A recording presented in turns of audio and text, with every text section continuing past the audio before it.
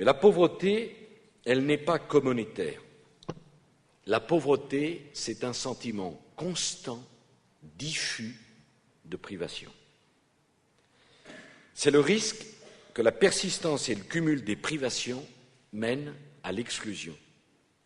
Celle que pointait du doigt le père Joseph Wezensky, quand il décrivait ici même le terrible engrenage de la grande pauvreté qui, en cumulant les précarités, broyait les personnes. Cette pauvreté que Mauriac a dépeinte sous les traits d'une humanité désespérée qui campe aux portes des villes modernes.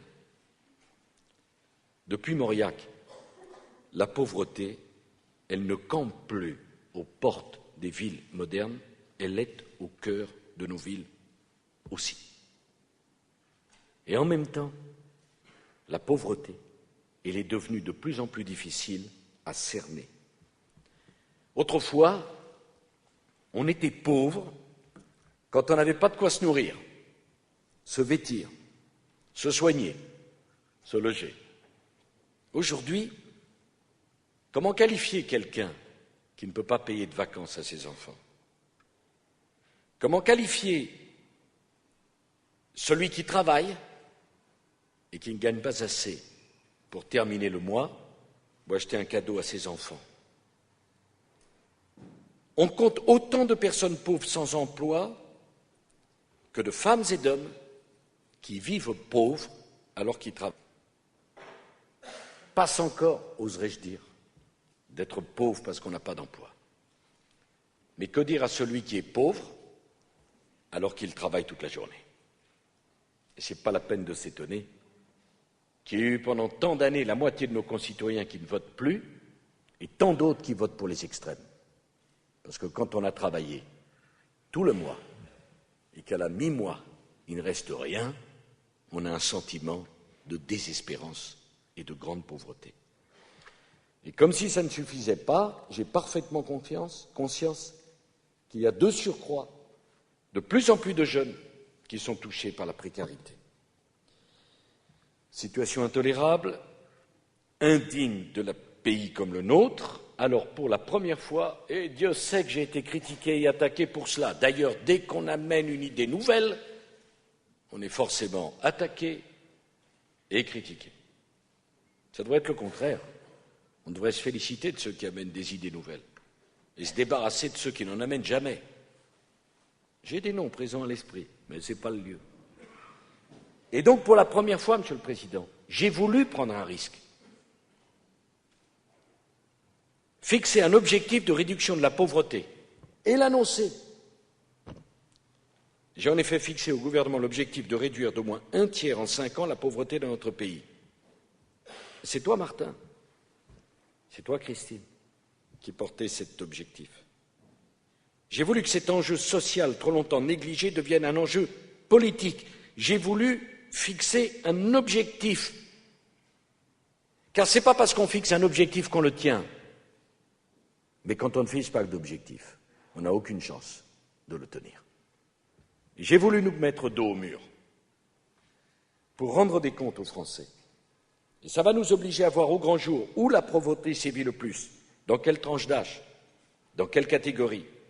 Cela va nous forcer à révéler les mécanismes qui créent la pauvreté pour mettre en place ceux qui vont combattre cette même pauvreté. Cela va nous forcer à creuser durablement le sillon qui conduira à l'éradication de la pauvreté. Alors ce n'est pas parce que j'ai fixé l'objectif d'1/3 de moins que je me moque des 2/3. S'il fallait l'expliquer à quelques-uns, je suis prêt à le faire. Mais il faut d'abord s'occuper du 1/3 avant de s'occuper des 2 autres.